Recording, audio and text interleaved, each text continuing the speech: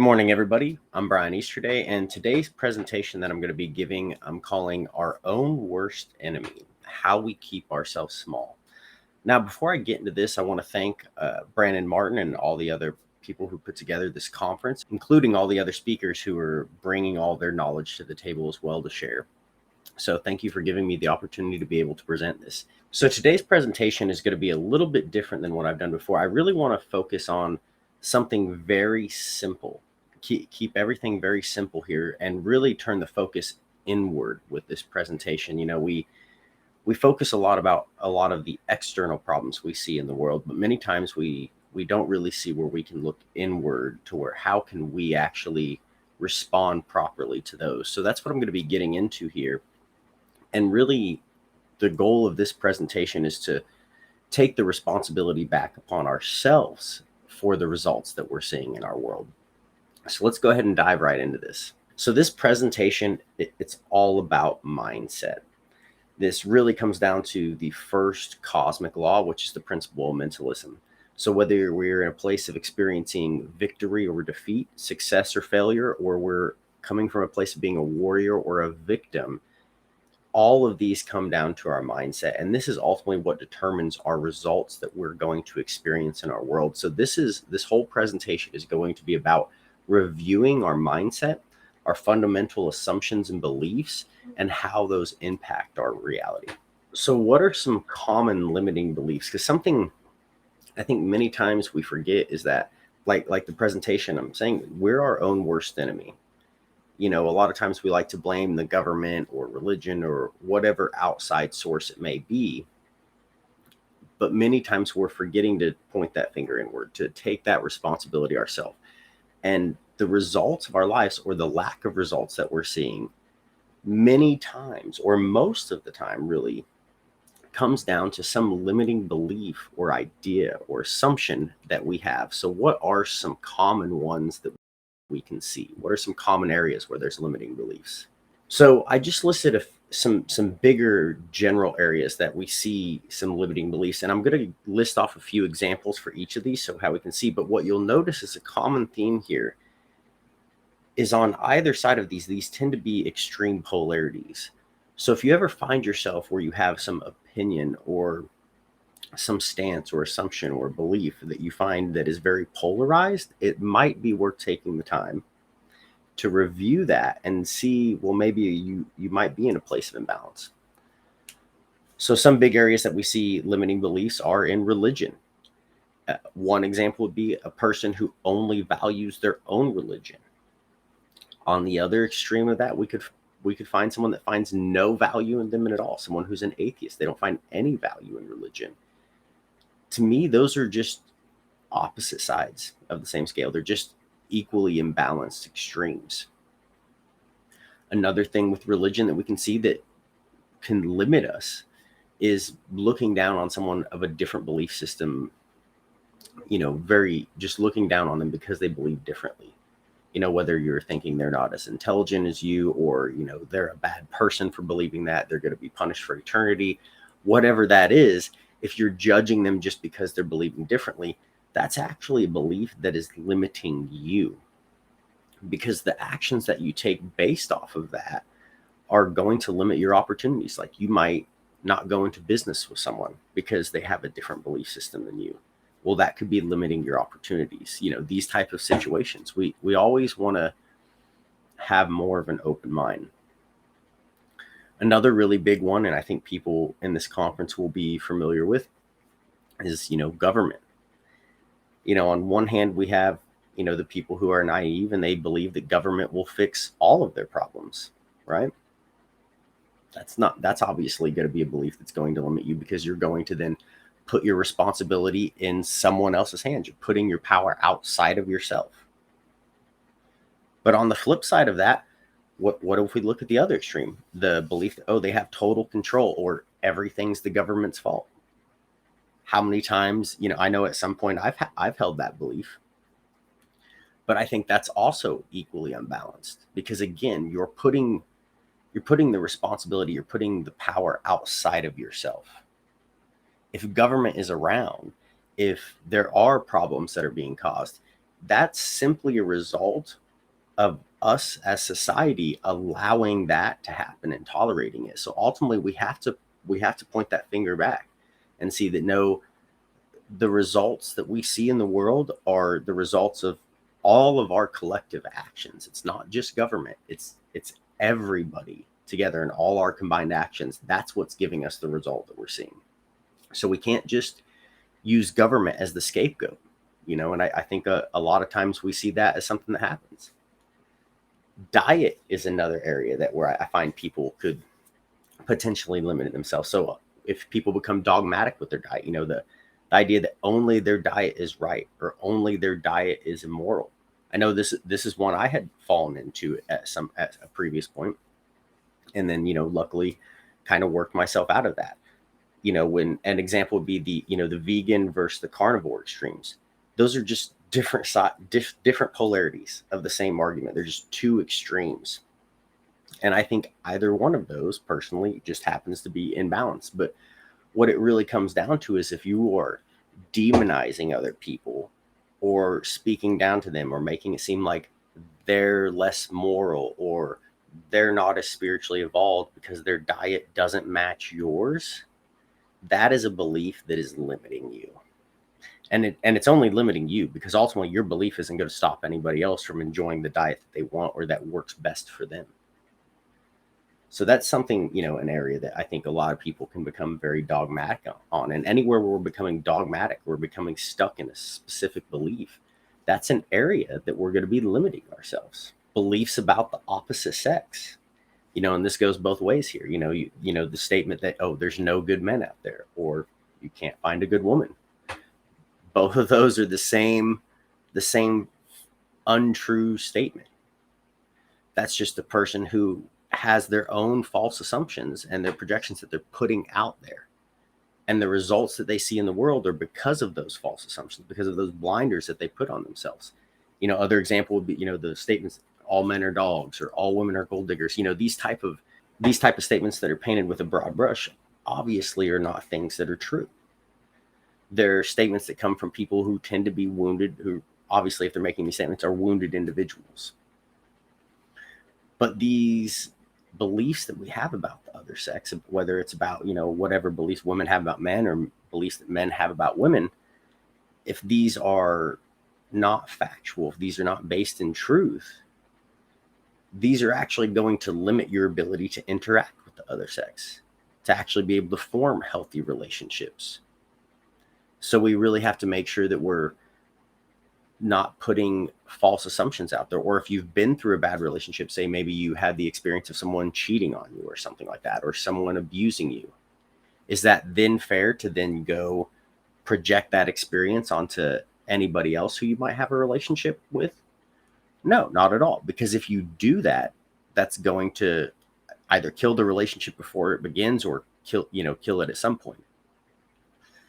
So we really have to take things on an individual basis. We can't just be making very broad assumptions that aren't based in truth, and holding those as like foundational beliefs, because those are going to limit us. Another area is beliefs about the world. The statement like the world is a prison or the world sucks. The idea, oh, I can't wait to leave. This place is terrible. How many of you have maybe felt that way before? Or have you've seen that sentiment expressed by others? That's one I see a lot. I think if that's the way you view the world, obviously, if that's what you're expecting to see, that is the result you're going to get. The other extreme of that is the belief that the world's perfectly fine. There's nothing that needs fixed. There's nothing that needs improved. Now, that one is that you don't see that one nearly as much as you do the other. But either one of them isn't actually a solution-oriented mindset. Neither one of those is going to really give you the result and the experiences you want.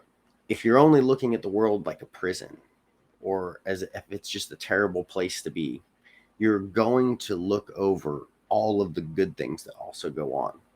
You need to have a balanced perspective of it. It's perfectly okay to recognize the wrongdoings and the things in the world that are wrong, and then know we can work to improve those.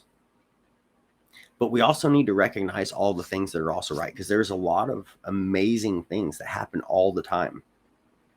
Human beings can be very terrible and they can also be very amazing. There are people doing cool things out there all the time, amazing things.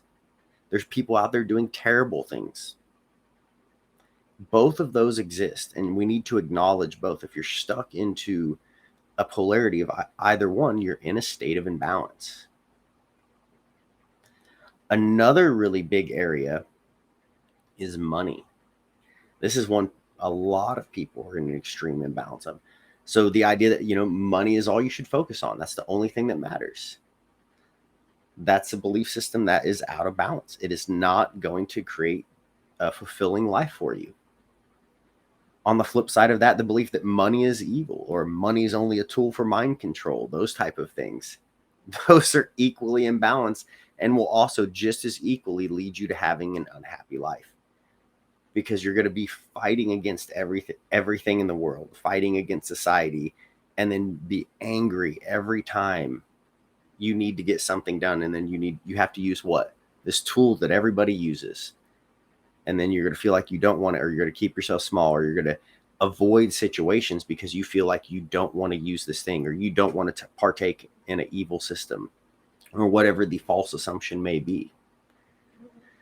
There's actually, I've found myself, because this is one I've had to work through myself, but I found myself that when learning about finances and money and entrepreneurship, I've actually found some of the best sources for also learning cosmic law comes from the financial world, comes from entrepreneurs. That they have a far better understanding of how universal law actually works and how to create the reality they want than many of the people who are claiming to understand natural law, but yet are stuck in the same position they have been for a long time and unable to achieve the things they want. Like, if we're unhappy with the state of the world, okay, what are we doing about it? Is there a way that we are limiting ourselves and keeping ourselves small that is actually keeping us from our goal? So these are just some very common examples, but what are some other beliefs, some other areas that we can keep ourselves small? Well, some other ways that we limit ourselves, I see three really big areas that I think are worth really noting. One is just having limited goals. So either only having very small goals, because that's all we think we can accomplish, or having no goals at all. Like, not actually consistently setting a goal and then working towards that. Some people go through life just without setting any goals for themselves. We need to not only set goals, but make our goals continuously bigger, continuously more challenging, so we are always moving forward and accomplishing more. A lot of times we may limit our goals because of false assumptions about what it takes to achieve those. I'll give one recently that I recently overcame. I've always been interested in real estate, these type of things. And I started buying my own land, about 7 or 8 years ago. So, it's not completely new, but I always thought, like most people, like some of you out there probably have that, you have to have, revenue built up, or you have to go to a bank and apply for a loan, et cetera, et cetera, et cetera, to be able to get into real estate. I very recently found out that that's not true at all. There's actually many different ways that you can get into it without even having to have a lot of capital up front. But I hadn't, had I known that a few years ago, well, I would have started my real estate journey sooner. Okay. So because I had a false assumption, that actually kept me from achieving a goal that I had, because I had that false belief about what I thought it would take to achieve that. And in a lot of times we don't actually uncover these false assumptions until we actually start going after the goal. Like, we may think something is very difficult or really hard to accomplish, and it actually turns out it's not as hard as what we think. And because we, until we actually get past that false assumption, or we're willing to just start taking action, we don't really uncover that. So that's one way we can kind of keep ourselves small, is through having false assumptions or beliefs about what it may actually take to accomplish our goal. We might think it may take us 10 years when really we could accomplish that in a lot less time, or whatever it may be. Another area of where we may limit ourselves, like not having enough discipline to achieve our goals. So maybe, the standard example of someone who sets a New Year's resolution and then doesn't follow through with it, right? It's a lack of discipline. All of us in some area of our life have a lack of discipline, or an area where we can improve upon our discipline and get better and better. And being able to, like, not only set our goals, but have the discipline to stay with them and to achieve them is a very important thing. Another area that we may limit ourselves is not having the organization to achieve our goals, not actually bringing things into fruition, not being able to connect with the people that you need to connect with in order to accomplish that goal. That's something that can keep us small.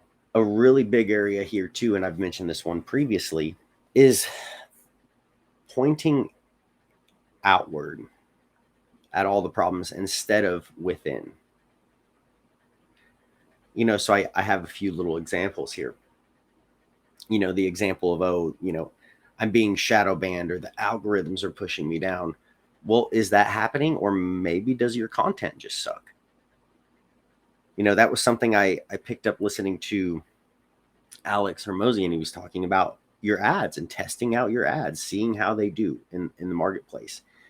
Is it the marketplace that's wrong if your ad doesn't perform, or does your advertisement just suck? You have to honestly ask yourself that. Well, if we're wanting to put information out there and get the message to people of understanding natural law, of understanding freedom, these type of things, if our content is not getting a response, do we just point the finger outward? Oh, the government's shadow banning me. It's the algorithms. Or maybe we point the finger inward. Maybe does our content suck? Can we improve it? What knowledge are we lacking that maybe we're doing something wrong that is actually getting us suppressed, or, not getting as much of a response to the algorithm? How many of us have taken the time to figure out how the algorithm actually works, and then to work with that? Where can we take the responsibility for our lack of results that we're seeing? Same thing with the state of the world, right? Is that the government's fault, or is that our lack of ability to organize effectively as people? So there's no need for government. Instead of pointing the finger outward, where can we take responsibility? Is money the problem, or have we not just learned to create enough value in the world? Are we angry at the world because we can't do what we want because we feel like we can't earn enough money?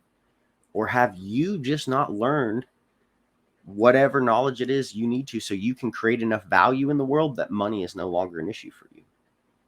Where is your responsibility in? The other big area where I see where we can limit ourselves is by not knowing how to use proper leverage.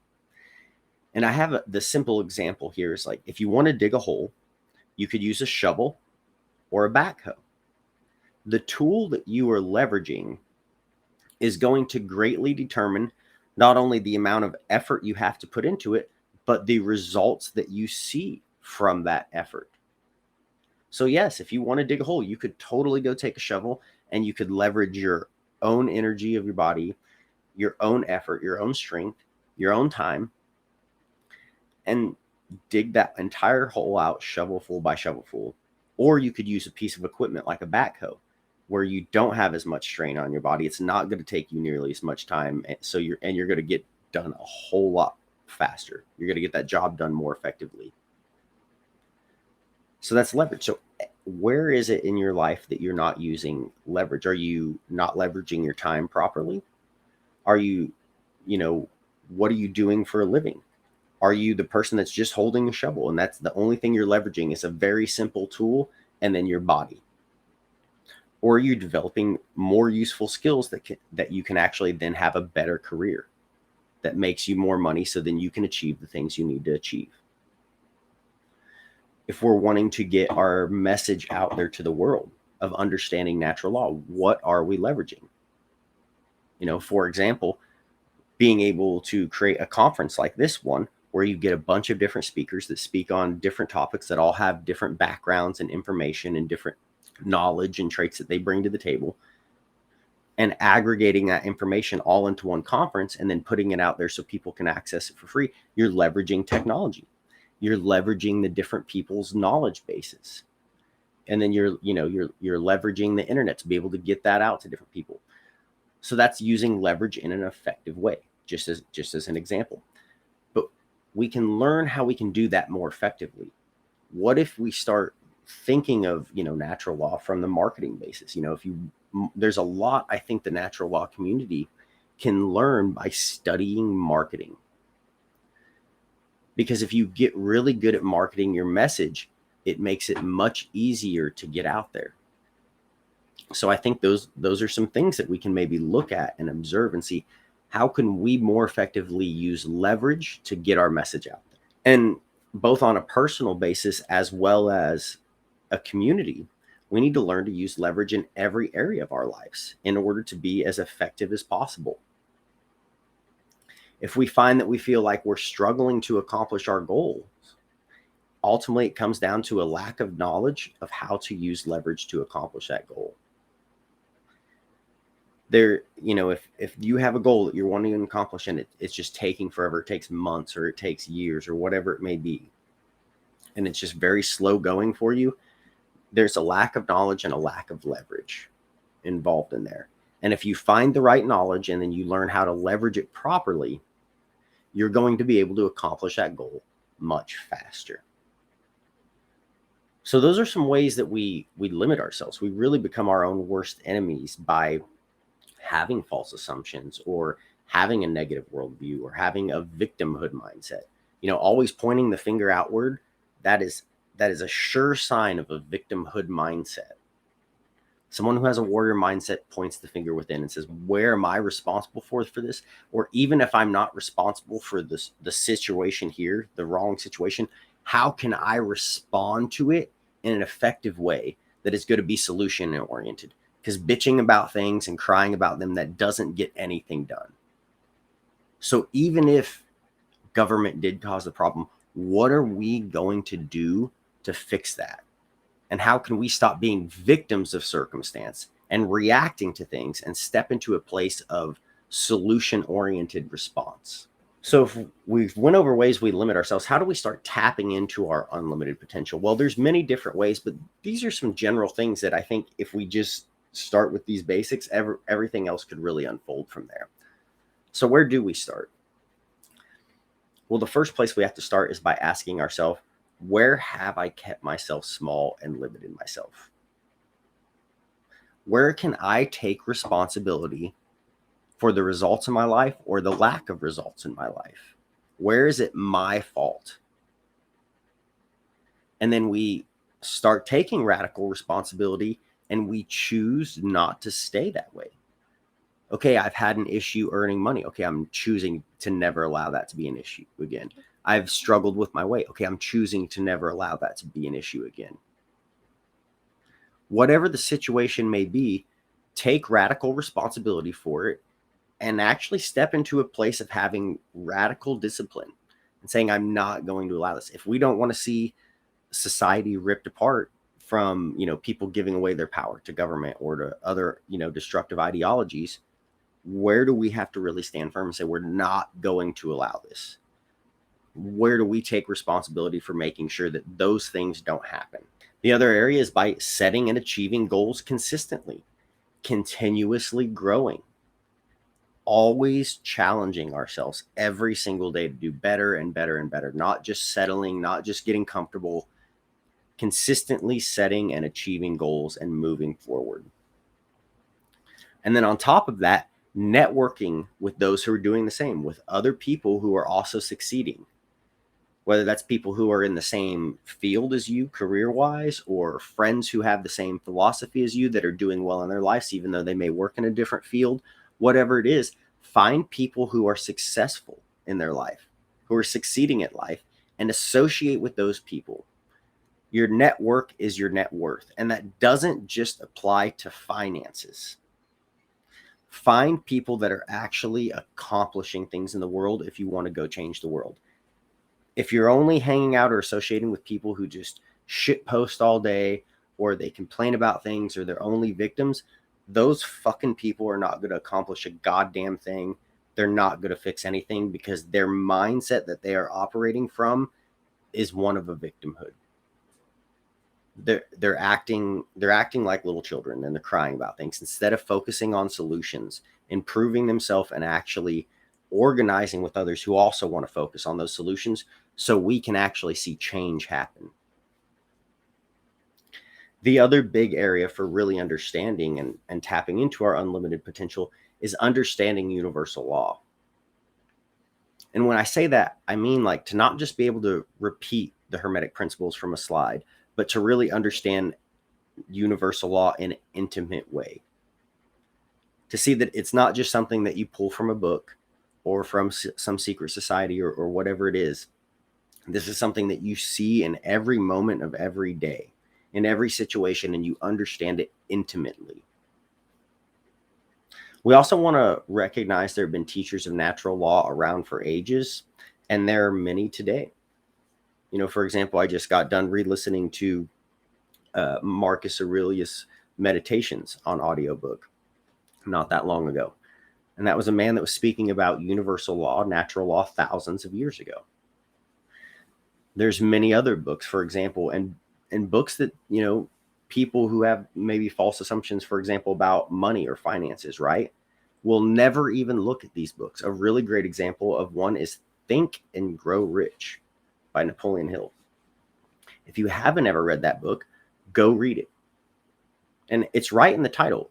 If you're clever, you'll hit it. Think and Grow Rich. It's all about the principle mentalism. It is teaching natural law. But if you're a person that you have a false assumption about money, or money's evil, or you don't want anything to do with it, do you think you're going to go read a book called Think and Grow Rich? Probably not.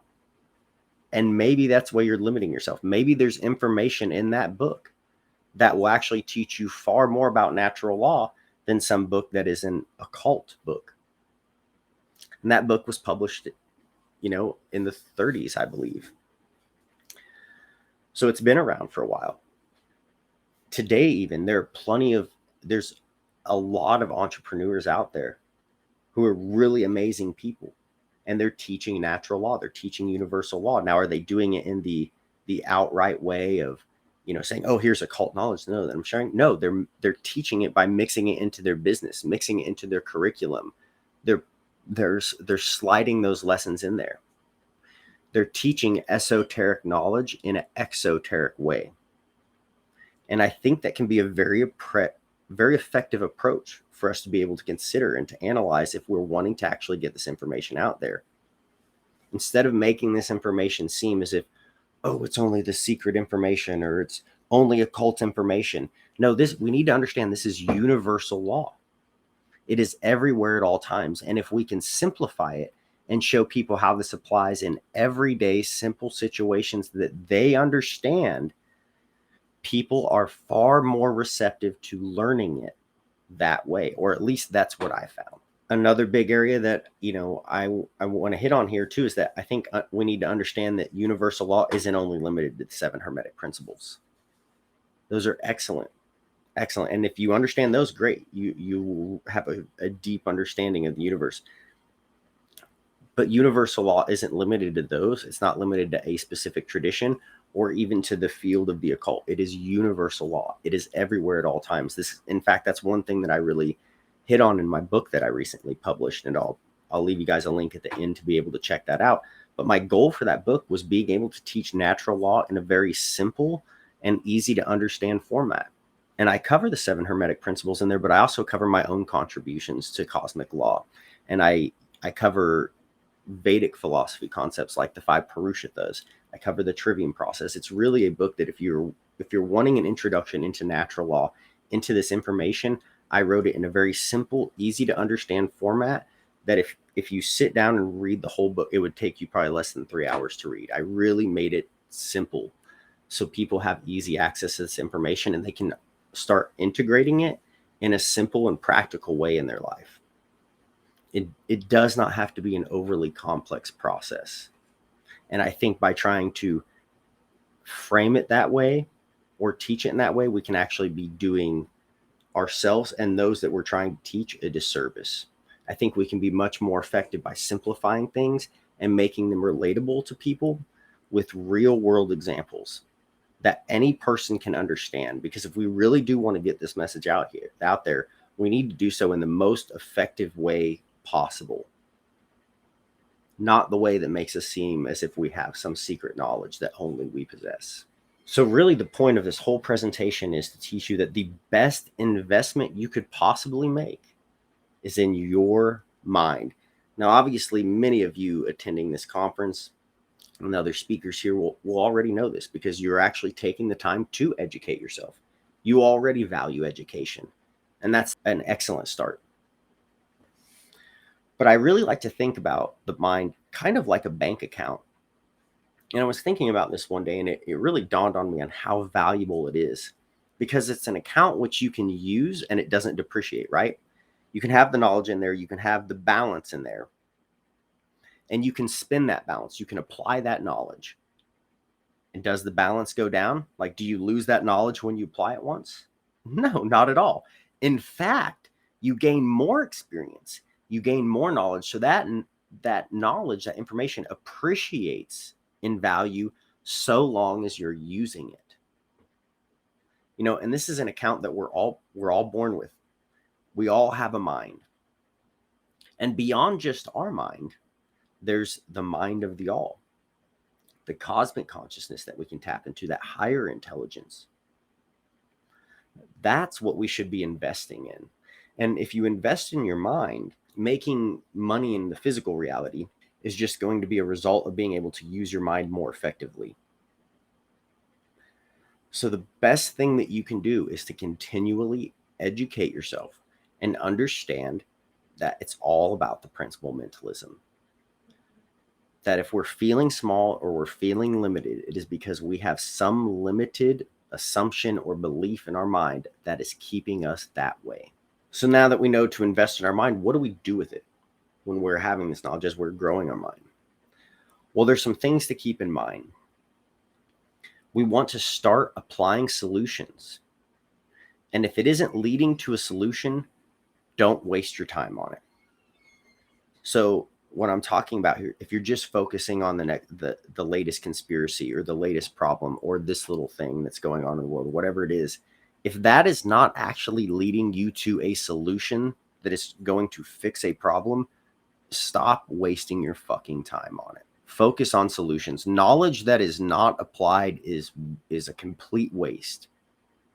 So invest in your mind and then apply that knowledge. And what I'm saying here, is a theme that I'm talking about is the next little thing here is what I'm calling, plant seeds and reap a harvest. So you act, you observe, and you refine. In other words, go take actions and then see what results you get from that. This is studying cosmic law, right? Cause and effect. Plant seeds and then see what results you get back from those. So act, observe, and then refine your process and continually improve. Oh, I did this action and this didn't work. Okay, stop doing that. I did this and it did create a good result. Okay, keep doing that. It's very simple. But when you can break it down to where all of your actions you start looking at from a scientific lens of testing to see if I do this, then this happens, you really start honing in on understanding cosmic law. And then you can actually start taking actions that will give you the results that you want.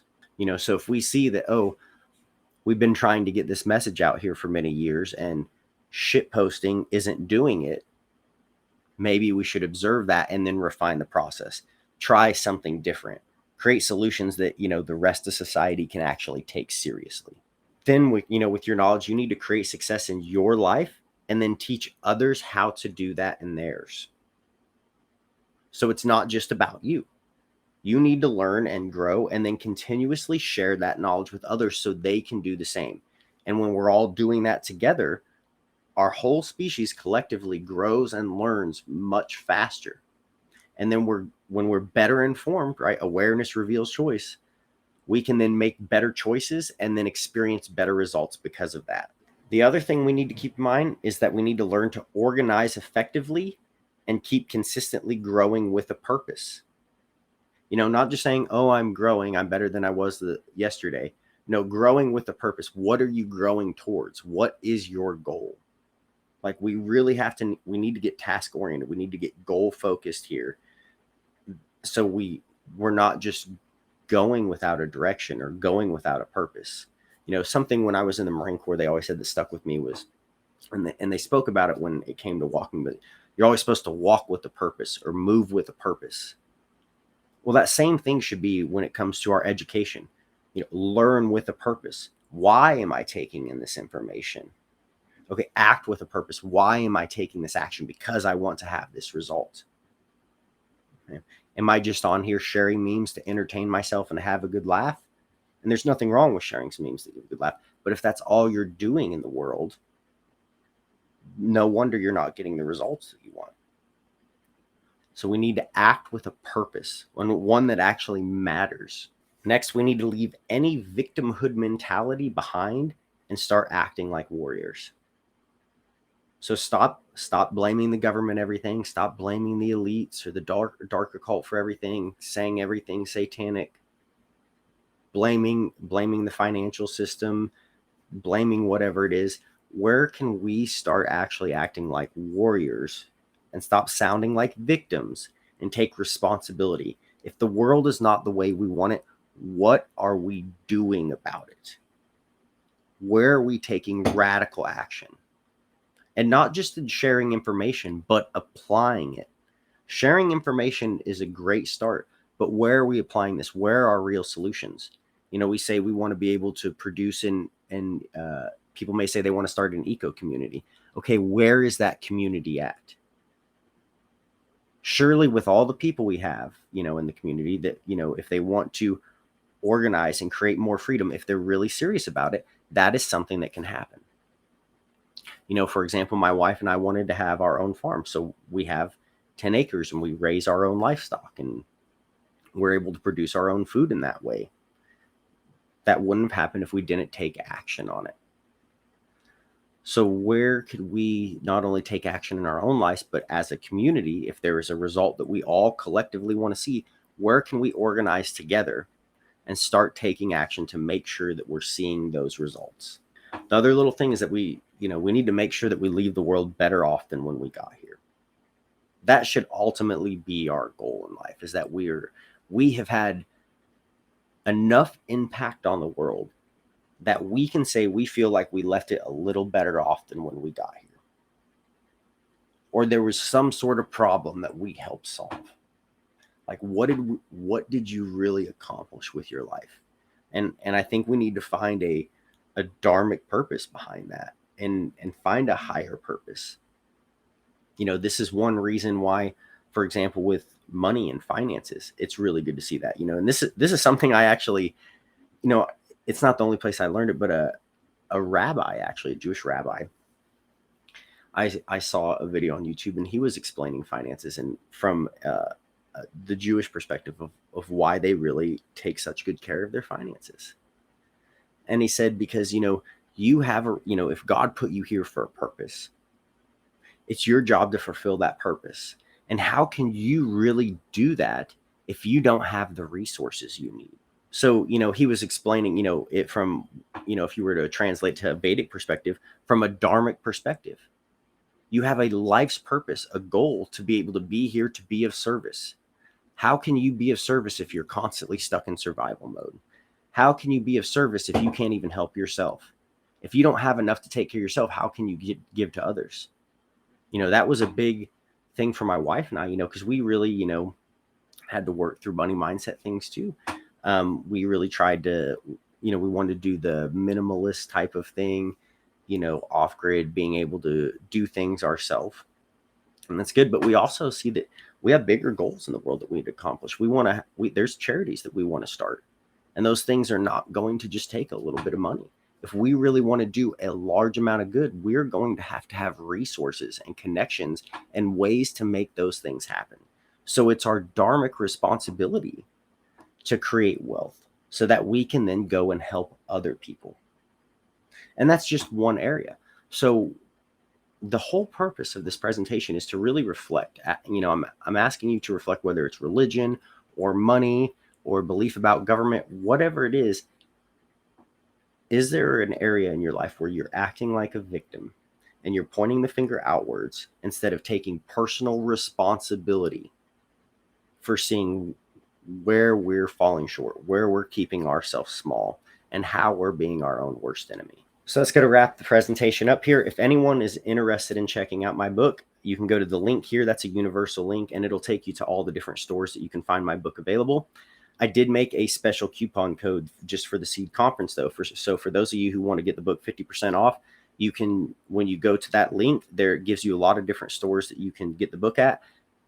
Only certain ones allow me to do a coupon. So if you go to the one Smash Words and then use the discount code at checkout, 46QUF, you'll be able to get the book 50% off. And like I said, this book is all about being able to manifest the life you want, to create what you want. So it's all about learning to master natural law and to apply it in order to create the reality that you want to experience. So if you guys want that, that's available there. I don't have the book on Amazon yet, although here in the very near future, I plan on getting it available on there, but it is available at a lot of different other stores there, and you can find all of them through that link. So thank you for tuning in, guys. If you have any questions, I'll be here in the Q&A, and I hope you guys found this valuable. Again, like the whole purpose of this presentation was to really ask ourselves, where can we take radical responsibility and see where we can change ourselves in order to create more effectively the results that we want to see in the world. So thank you again for tuning in, guys. Thank you again to Brandon and everybody who's worked so hard to put this conference on. I really appreciate you for inviting me to speak again, and I will see you guys in the Q&A.